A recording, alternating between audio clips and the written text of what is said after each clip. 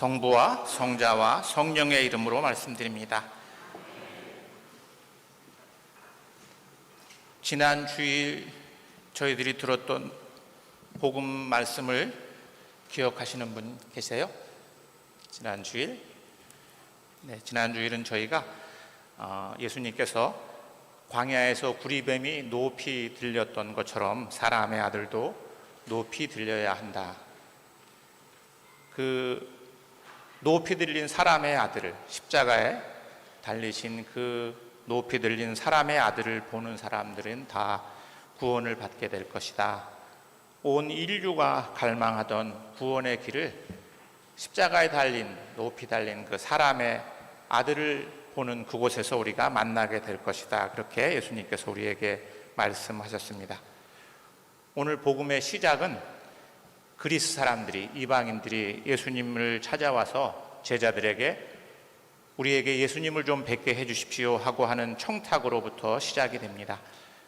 저희가 오늘 들은 말씀은 요한복음 12장 20절 말씀인데 바로 직전에 19절에 보면 바리새이 사람들이 이렇게 얘기를 해요. 자, 이제 다 틀렸습니다. 모든 사람이 다 그를 따라가고 있지 않습니까? 하고 걱정하는 이야기가 등장을 합니다. 아마 예수님을 만나러 온 그리스 사람들이 이 시점은 아마 예수님의 인기가 절정을 치달을 때였던 것 같습니다. 저는 잘 그런 마음을 가져본 적이 별로 없는데 우리 동네, 우리 교회에 요즘에 제일 핫한 연예인이 누군가요? 사람마다 다르겠죠, 그죠? 우리 어르신들은 어르신들이 좋아하는 연예인들이 있을 거고, 아마 우리 젊은 사람들은 젊은 사람들이 좋아하는 연예인이 있을 텐데, 그런 사람이 온다 그러면 성당이 꽉 찰 거예요, 그죠? 그런 것처럼 당시에 예수님도 그런 인기를 누렸던 것 같습니다. 왜냐하면 바리새이파 사람들이, 자 보십시오, 모든 사람들이 우리는 따라오지 않고 저 예수라는 사람을 따라가고 있지 않습니까? 이제 우리 어떻게 하면 좋겠어요? 하고 걱정하고 있을 때입니다. 그러니까 아마 이 그리스 사람들도 예수님을 한번 봤으면 어떻게 생긴 분일까 이렇게 궁금해했던 것 같습니다. 가나의 혼인잔치에 대한 소문도 들었을 것이고, 성전 정화 사건에 관한 이야기도 들었을 것이고, 병자를 치유하시고 악한 영을 몰아낸다는 이야기도 들었을 것이고, 그리고 나자로를 부활시킨 이야기도 들었을 것이고, 예수님이 아주 심오한 가르침을 주는 지혜자라고 하는 얘기도 들었을 겁니다. 그래서 아마 이 이방인들조차도 예수라는 분을 정말 자신들이 기다리고 갈망하던 아주 위대한 이런 분이라고 생각을 해서 예수님을 정말 만나고 싶어 했던 것 같습니다. 그렇게 예수님을 만나고 싶었던 사람들이 제자들을 찾아와서 이제 예수님을 좀 뵙게 해주세요 하고 부탁을 했는데, 그리고 그 부탁을 제자들이 예수님께 전했는데 예수님이 그래, 좀 기다리라고 그래 이러든지, 아니면 아니 오늘은 내가 도저히 일정이 안 되니까 다음에 오라고 그래 이렇게 얘기하셔야 되는데, 뜬금없이 사람의 아들이 큰 영광을 받을 때가 왔다 이렇게 얘기를 하세요. 아마 요한은 예수님이 그리스 사람들을 만나줬는지 만나주지 않았는지에 대한 관심은 없는 것 같습니다. 그래서 만났는지 안 만났는지에 대한 얘기는 없이 예수님께서 그냥 사람의 아들이 이제 큰 영광을 받을 때가 왔다. 밀알 하나가 땅에 떨어져서 죽으면 많은 열매를 맺을 것이고, 그렇지 않으면 한 알 그대로 있게 될 것이다. 이렇게 말씀하시면서 예수님이 십자가에 달리실 것을 제자들에게 예언하고 있습니다. 왜 제자들에게 이런 말씀을 하셨을까? 생각을 해보면 아마 이 말씀은 제자들을 향해서 하는 말씀이에요. 밖에서 그리스 사람들이 나를 보러 왔는데, 나를 만나겠다고 왔는데, 내 얼굴을 보고 싶다고 왔는데, 그러면 너희들은 나를 받느냐? 이렇게 물어보는 그런 말씀이신 것 같아요. 너희는 나랑 계속 내내 같이 있었지만 너희는 정말 내 모습을 봤느냐? 이렇게.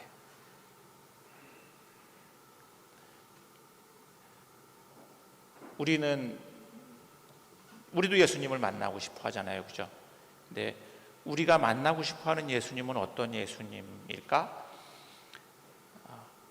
제자들은 정말 예수님을 봤을까? 왜냐하면 제자들은 예수님이 십자가에 달리신다고 할 때는 굳고 반대를 했고, 예수님이 십자가에 달리던 순간에는 다 도망가고 없었습니다. 제자들이 보고 싶은 예수님은 십자가에 달리는 예수님이 아니었기 때문에, 그런 예수님은 내가 원하는 예수님이 아니고 내가 만나고 싶어하는 예수님이 아니었습니다. 그 제자들을 향해서 내 진정한 모습은, 너희들이 정말 나를 봤다고 말을 하려면 진정한 모습을 봐야 되는데, 내 모습은, 나의 참 모습은 저 십자가에 달려있는 그 모습이야. 그것이 하느님의 사랑이고 그것이 바로 나야. 사람들이 나를 보러 왔다고 하는데 그 사람은 어떤 나를 보러 온 거냐, 이렇게 아마 제자들에게 묻고 계시는 거라고 생각합니다. 예수님께서는 이어서 이렇게 말씀하세요. 내가 있는 곳에는 나를 섬기는 사람도 같이 있게 될 것이다. 26절에서 이렇게. 진정한 나를 보려면 너희들이 나를 섬겨야 되고, 나를 섬기는 사람은 내가 있는 곳에 같이 있을 거야. 내가 십자가에 달릴 때 도망가는 사람은 나를 본 사람이 아니고, 그 십자가에 같이, 그 곁에 같이 있는 사람이 정말로 나를 본 사람이고, 그 고난을 나누는 사람이야말로 정말 나를 아는 사람이야. 이렇게 말씀하시는 것 같습니다. 저희가 입장이라는 말 있잖아요. 입장. 저희 예전에 정철범 주교님 계실 때 저희 사제들이 가면 정주교님이 저희한테 제일 많이 말하는 말이, 자네 내 입장이 좀 돼보게, 이렇게 주교님이 저희한테 종종 그런 말씀하셔서, 저희들끼리 먹으면 저희 주교님 이야기할 때, 정주교님 얘기할 때 많이 쓰는 말이, 자네 내 입장을 좀 대보게. 이렇게. 입장이라고 하는 게 주교님 입장하고 사제들 입장이 다르잖아요, 그죠? 주교님이 서 있는 입장과 사제들 입장이 달라요. 어느 자리에 서느냐에 따라서 우리가 다르게 보죠, 뭘, 그죠? 저는 제가 종종 그런 말씀드리는데, 세상에서 아마 하느님의 사랑을 가장 잘 드러낼 수 있는, 볼 수 있는 사랑은, 저는 아버지의 사랑도 물론 있겠지만 아마 아버지의 사랑과 어머니의 사랑은 좀 다른 것 같아요. 근데 어머니의 사랑인 것 같아요, 저에게는. 근데 어머니를 본다고 하는 게 뭘까, 이렇게 생각해 보면, 엄마가 돼보지 않으면 엄마를 아는 게 어려울 거. 저도 그냥 상상은 할 수 있지만, 가끔씩 제가 우리 여성들이, 내가 엄마가 돼보니까 이제 엄마를 알겠어요, 이렇게 말을 하잖아요, 그죠? 그냥 상상을 할 수 있지만 엄마의 자리에 서 보면 그때 보이고 그때 알게 되는 엄마의 모습과, 내가 참 우리 엄마가 이런 분이야, 이렇게 얘기하는 건 다른 차원일 것 같아요. 예수님이 지금 그 말씀을 하시고 있는 거죠. 너희들이 나를 알려면, 나를 보려면 나를 섬겨야 되고, 나를 섬기는 사람은 내가 있는 자리에 같이 있어. 그래야지 너희들이 나를 보는 거야. 교회가 왜 오늘날 사람들로부터 많은 실망을 갖다 줄까? 원래 그리스도교는 따름의 종교였어요. 그래서 우리가 처음 예수님을 믿은 사람들을, 세상 사람들은 그리스도인, 쟤네들은 예수를 따라다니는 사람이야, 예수처럼 그냥 따라가서 사는 사람들이야. 그게 우리에게 주어진 이름이었어요. 그게 그리스도인이에요. 그리고 믿는 사람들끼리는 서로를 성도라고 불렀어요. 성도는 영어로는 세인트, 거룩한 사람들이. 우리는 서로 거룩한 사람들. 근데 따름의 종교였던 그리스도교가 어느새 구경하는, 그냥 우리는 믿기만 하면 바라보는 종교가 됐어요. 구경하는 종교가. 저기 예수님이 달렸는데 참 예수님 우리를 많이 사랑하셨지, 참 고마워. 근데 나는 그 자리는 가고 싶지 않아, 이렇게. 근데 오늘 예수님은 정말 나를 보려면 내가 있는 자리에 너희들도 같이 있어야 돼, 이렇게 말씀하시고 있습니다. 오늘 구약에서 저희 들은 예레미야 말씀은, 이제 돌판에 새겨진 십자가가 그 십계명이 아니고, 너희들은 이제 내가 네 가슴에, 너희들 가슴에 내 계명을 세워줄 텐데, 너희들 가슴에 있는 그 계명을 따라 살아. 우리들 가슴에 있는 건 뭘까요? 어떤 사람에게는 그게 양심일 수 있고, 어떤 사람에게는 우리 내면에서 들려오는 하느님의 음성일 수 있고, 어떤 사람에게는 그게 또 어떤 하느님의 초대, 뭐가 될 수도 있어요. 우리 안에 하느님께서 심어주신, 우리 안에는 실은 두 개의 내가 실은 움직이고 있잖아요, 늘. 그죠? 예수님을 따라가고 싶은 나도 있지만, 그 자리 두렵고 힘들어서 피하고 싶은 나도 있고, 실은 이 두 내가 이렇게 계속 싸우고 있어요. 그죠?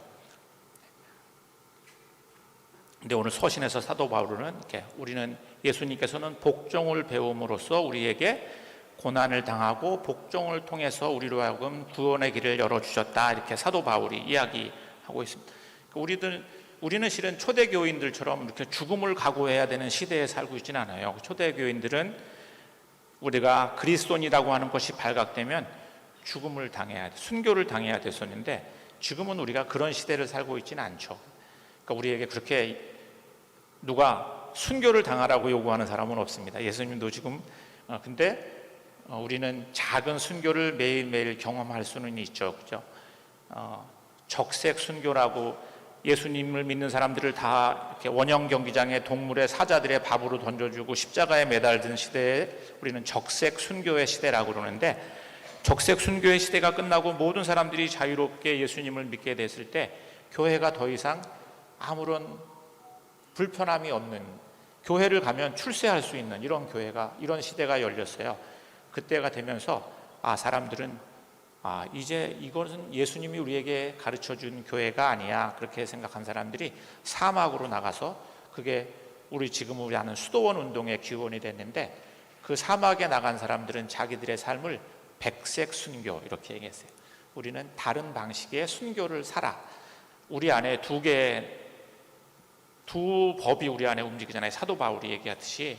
근데 하느님을 따르기 위해서 나의 이고, 나의 거짓 자아를 계속 내려놓는 것이 거짓 자아에게는 죽음이죠. 오늘 밀알이 땅에 떨어져서 썩어야 된다고 했던 것처럼, 그러면 우리 안에 있는 하느님의 영이 우리를 살려나갈 텐데, 작은 내가, 거짓된 내가 계속 죽는 것을 우리는 백색 순교다, 그렇게 말해요. 오늘 예수님께서는 우리가 그 순교의 자리에 설 때, 그 십자가에 설 때 정말로 내가 누군지를 알게 될 것이다. 저희들이 이제 사순 5주를 맞이하고 지내면서, 다음 주간은 저희가 고난주간, 이어서 부활주의를 맞게 되는데, 이 고난주간과 부활을 앞에 두면서 우리 안에 작은 순교, 일상에 순교가 어떤 영웅적인 순교만 있는 게 아니라 일상에서 나를 조금 더 내려놓는 작은 순교, 가정에서, 친구들과의 관계에서, 동료들과의 관계에서 이기적인 나를 조금 내려놓고 내 안에서 움직이시는 하느님의 법, 하느님의 음성에 소리를 기울이면서 그 음성을 따라가는 그런 작은 순교가 우리들로 하여금 부활하신 예수님을 기쁘게 맞이할 수 있게 해줄 거라고 생각하고, 그런 은총이 우리들 모두에게 있기를 성부와 성자와 성령의 이름으로 말씀드렸습니다.